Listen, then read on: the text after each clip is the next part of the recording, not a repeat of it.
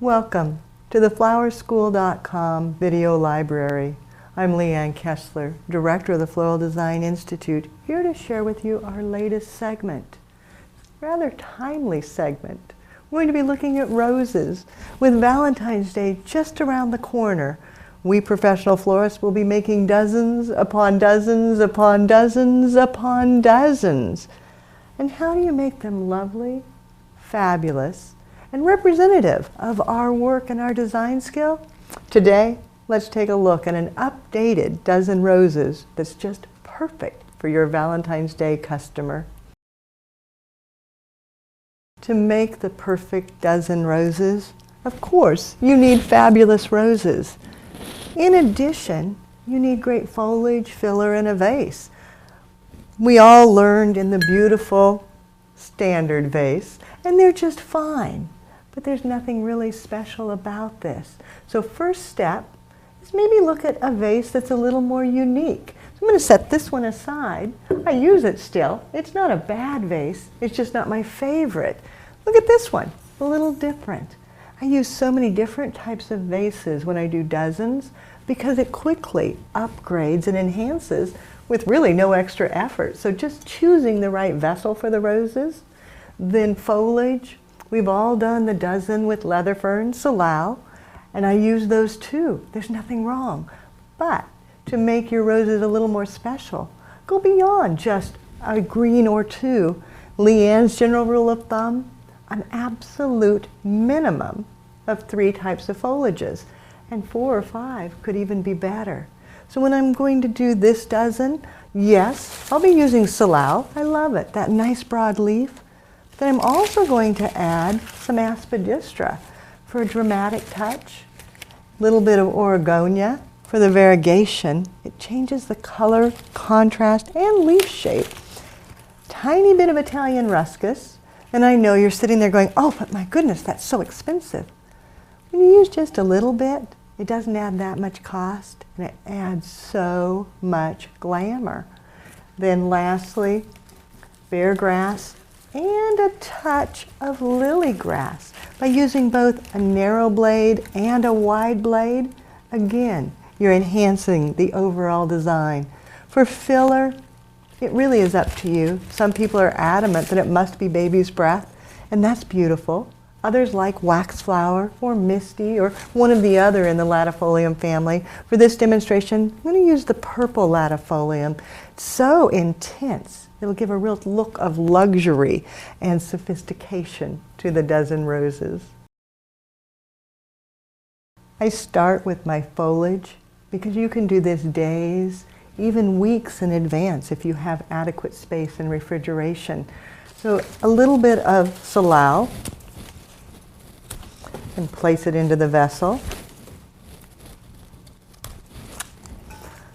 Notice I'm going in at an angle from one side to the other so that I can weave the foliage. That way I don't need to create a taped grid. I don't need foam on the inside.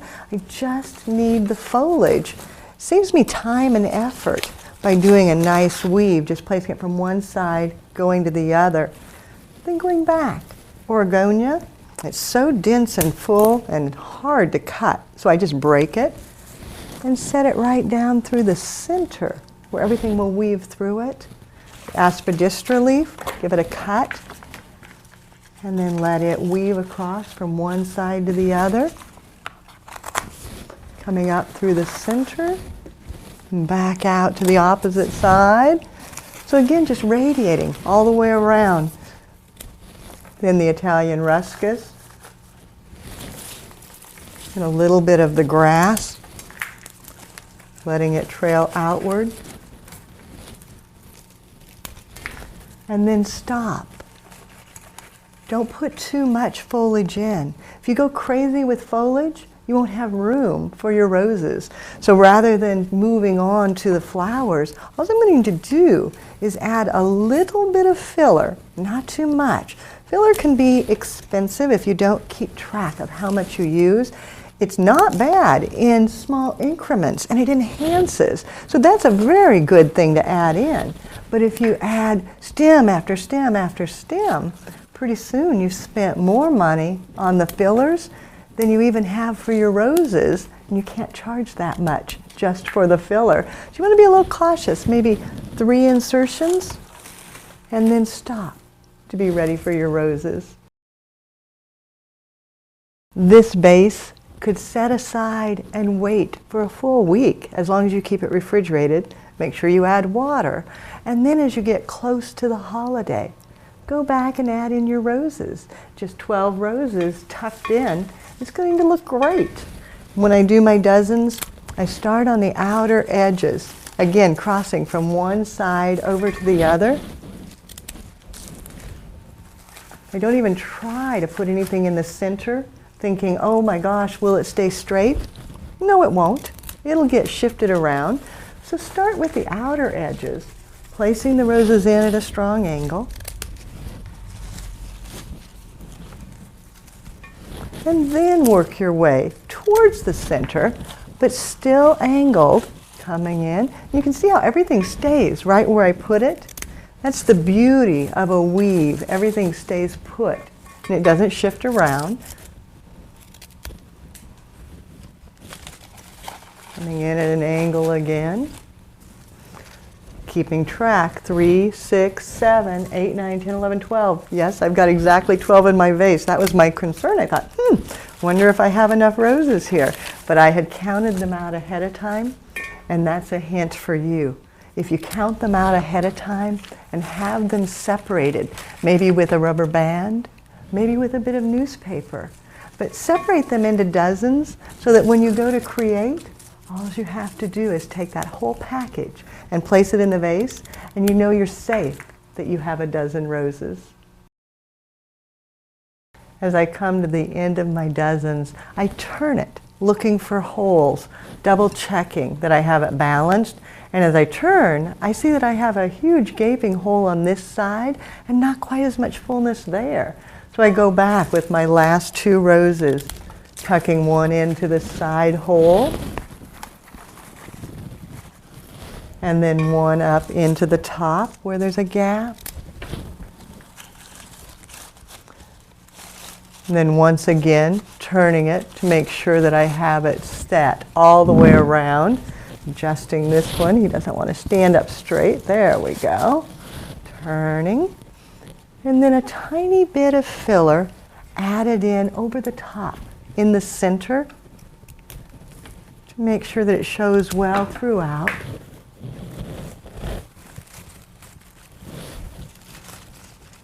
And then once again, double checking that it's filled in all the way around. If you're like me, the thought of making one more bow for a Valentine's Day arrangement can have you gnashing your teeth. Your hands get so tired, and do you really want to make another bow, and does it need it? Roses are so beautiful by themselves that a bow is not always a necessity. So instead, I'm going to enhance this with just a few more grasses. So cutting them down a little bit, and then tucking them in, letting them drape outward, adding more visual value to the design just with their flowing movement. Even bring some up towards the top, tucking it in. Out to the opposite side.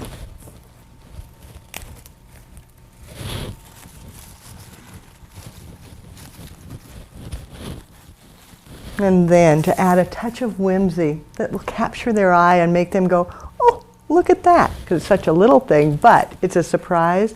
Add love knots right into the grass. It's surprising to me how often the knot in the grass is what the people are going to notice, even though you're thinking, but look at all these roses, look at this beautiful design. And you're paying attention to the love knots, but that little bit of detailing is what makes it special.